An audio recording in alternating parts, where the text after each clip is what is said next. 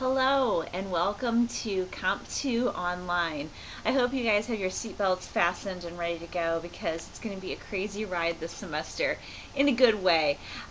There will be some ups and downs just like with any course. You'll have times when you're going to feel frustrated, and sometimes you're going to feel like the frustration is because of the online learning environment, and that may well be.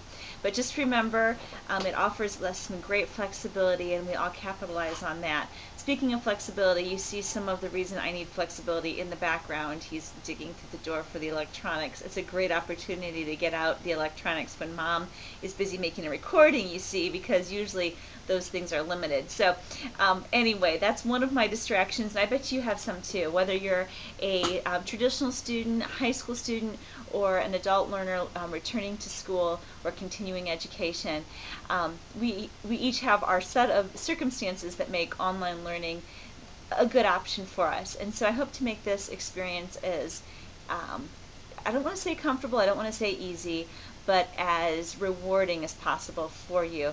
Please keep my email going in the course. Don't email my Northwest State email. I am not as diligent in checking that. I check it once a day, maybe, but I check the online, the in-class one more often, okay?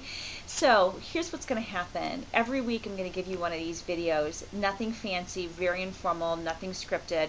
I keep all of my online materials in a binder. I'm going to turn into my binder, see what I'm asking you to do, and try to make sure that I catch any mistakes that I've made and that I have any opportunity to clarify, like I would if we were really in a classroom. Today's is going to be a skosh longer than usual because I'm introducing myself, but normally these videos will be like in the 5-minute range.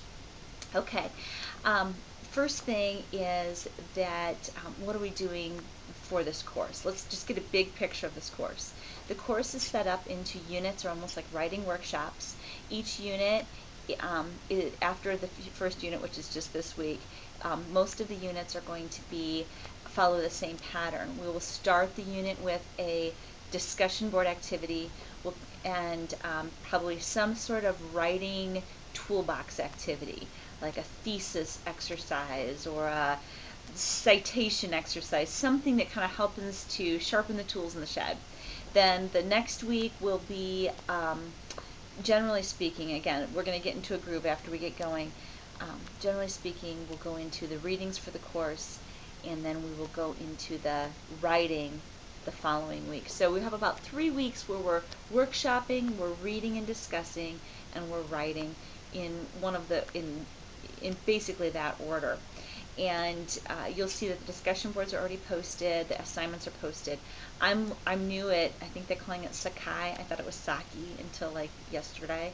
So I'm new at this. You're going to notice some things that may not add up. One thing I already noticed that I don't have edited out yet is that in some of my course content materials, I talk about your course content backpack, and there's no backpack icon anymore. It just says course content, and it has sort of a like a web, like a flowchart type of little icon. So please know that. And I also mentioned that these videos would be emailed to you. With the new announcement tab, I'm going to try to load this into announcements. We'll see how that goes. If you're watching this in the email and realize there's not an announcement with the video, you can know that I was an epic fail at that particular endeavor. Okay, so big picture, we're in writing workshops. Let's narrow it down to this week, okay? For this week, you're going to be turning in 2 things. Oftentimes, you're double turning things in. In other words, you're going to turn it into a discussion board and an assignment spot. Regardless, you're going to notice that from my assignment instructions, I almost always direction you to the course content. So, how do I find what I need to find? What is the order I should approach this? If I were you taking this course, what I'd first want to do is probably print off my syllabus, unless you really love having everything digital. This is your big scope and sequence piece. When you get to the course schedule, that starts on page 5.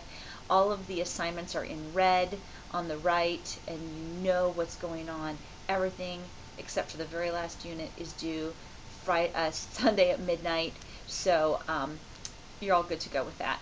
By the way, when I set up the assignments, I have to say Friday at 11:55, but then I leave it open until 12:15, so you have like a 20-minute window that you can catch if you're running right at the wire, okay?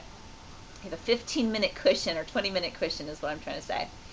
Okay, so next on the next, what I would do after looking at my syllabus and seeing what the big picture is for the week, I would then go to the course content tab on the left. I've printed all that stuff out because I have students ask me questions all the time, and it's easier for me just to have it all in hard copy.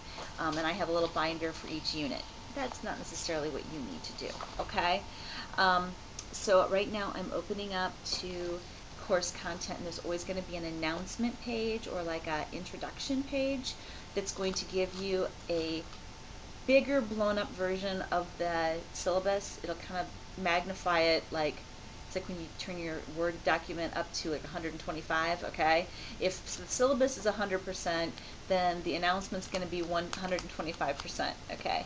After the announcement, then we'll go into the actual lesson, and this is probably 200%. This is the really detailed, see the fine tuning of your writing and see what you really need to do. For this week, there's going to be an explanation of why we're doing this assignment, what this assignment is. It's going to show you how you can copy and paste it. It's going to give you the step-by-step.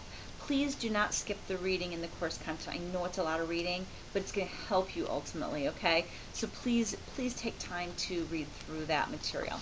So what are you doing? First, you're doing a reflection activity. In the syllabus, you'll notice that A stands for anything in the Erin text or the Little Brown Compact Handbook. Pages 97 through 116 talk about arguing, persuading. It just basically gives some general information. Anytime you see an A in your syllabus reading, please only skim that reading. It's a resource. You can probably even skip it if you feel confident, okay? It's more of a background and why we're doing what we're doing kind of stuff versus read it for every word. Now when you see an H for the Millennium Reader, you need to read that really closely, okay? So what the other activity is this week is 1-2, 1 standing for unit, 2 for the second activity. I go by units, not by weeks most of the time in this coding, just so you're not confused. 1-2 is an MLA exercise. I know, it stands for Making Life Awful, we sometimes think, but it's a lot easier than some systems from the past. If some of you are old enough like me to know that you've had to use a footnote and do everything on a typewriter, okay.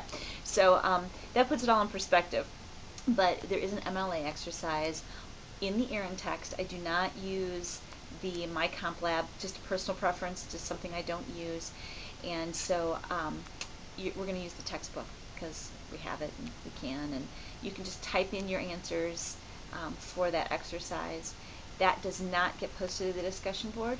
1-1, the reflection activity, does. So you're going to double up on the reflection activity. You're going to send it to me as an assignment, and you're going to send it to your peers as a discussion, and I encourage you to respond to a couple of other people's reflections. It's not part of the assignment this time, but I encourage you to practice doing that. Reply to them and say, oh, that's interesting, I felt the same way about high school, or whatever.